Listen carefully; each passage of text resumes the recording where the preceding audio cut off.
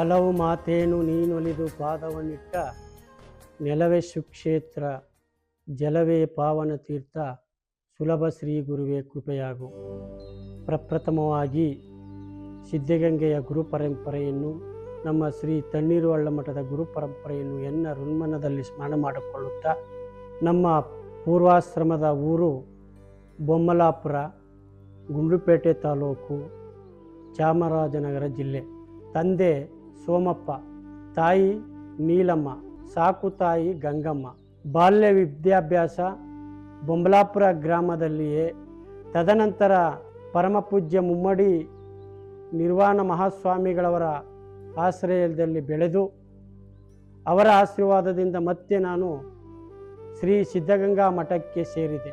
ಅಲ್ಲಿ ಕನ್ನಡ ಪಂಡಿತ್ ಕಾಲೇಜಿನಲ್ಲಿ ಓದಿ, ಪರಮಪೂಜ್ಯ ಸಿದ್ಧಗಂಗೆಯ ಶಿವಯೋಗಿ ಶಿವಕುಮಾರ ಮಹಾಸ್ವಾಮಿಗಳವರ ಕೃಪಾಶೀರ್ವಾದದಿಂದ ನಮ್ಮನ್ನು ಆಯ್ಕೆ ಮಾಡಿ KR ನಗರ ತಾಲೂಕು, ಮೈಸೂರು ಜಿಲ್ಲೆ ಚುಂಚನಕಟ್ಟೆ ಹೋಬಳಿಯ ಅಂಕನಹಳ್ಳಿ ಎಂಬ ಗ್ರಾಮಕ್ಕೆ ಶ್ರೀ ಬಸವ ಕಲ್ಯಾಣ ವಿರಕ್ತ ಮಠ ಎಂಬ ಮಠಕ್ಕೆ ನನ್ನ ಉತ್ತರಾಧಿಕಾರಿಯನ್ನಾಗಿ ನೇಮಿಸಿದರು.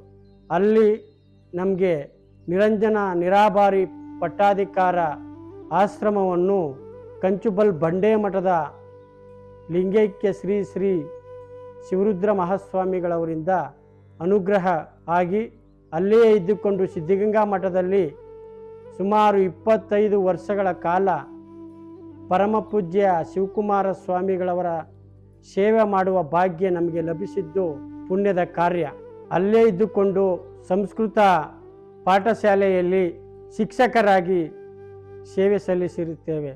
ತದನಂತರ ಶ್ರೀ ಅಂಕನಹಳ್ಳಿ ಮಠಕ್ಕೆ ಹೋಗಿ ಧಾರ್ಮಿಕ ಕಾರ್ಯಕ್ರಮಕ್ಕೆ, ಹಳ್ಳಿನಾಡಿನಲ್ಲಿ ಬಂದಕ್ಕಂಥ ಎಲ್ಲ ಕಾರ್ಯಕ್ರಮವನ್ನು, ಮಠದ ಮುಂದುವರಿದ ಕಾರ್ಯಕ್ರಮವನ್ನು ಮಾಡ್ತಾ ಇದ್ದೆ.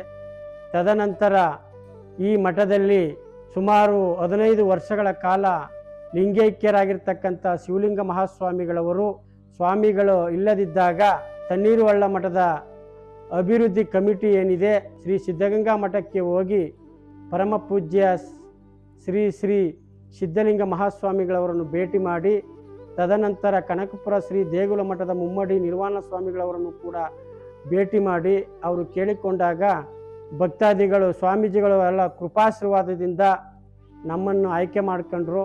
2021 ಆಗಸ್ಟ್ 20ನೇ ತಾರೀಕು ಶ್ರೀ ತಣ್ಣೀರುವಳ್ಳ ಮಠಕ್ಕೆ ಬಂದು ನನ್ನ ಪಟ್ಟಾಧಿಕಾರ ಆಗಿ ಸುಮಾರು 30 ವರ್ಷಗಳಾಗಿದೆ. ಆ 30 ವರ್ಷಗಳಿಂದ ಇದುವರೆಗೂ ಕೂಡ ಸಮಾಜ ಸೇವೆಯಲ್ಲಿ ತೊಡಗಿಸಿಕೊಂಡು ಧಾರ್ಮಿಕ ಕಾರ್ಯಕ್ರಮಕ್ಕೆ ಭಕ್ತಾದಿಗಳಿಗೆ ತಿಳಿ ಹೇಳುವಂತಹ ಒಂದು ಅವಕಾಶ ಶ್ರೀಮಠದಲ್ಲಿ ಲಭ್ಯವಾಗಿದೆ ಅಂತ ಹೇಳ್ತಾ ನನ್ನೆರಡು ಮುಗಿಸ್ತೀನಿ.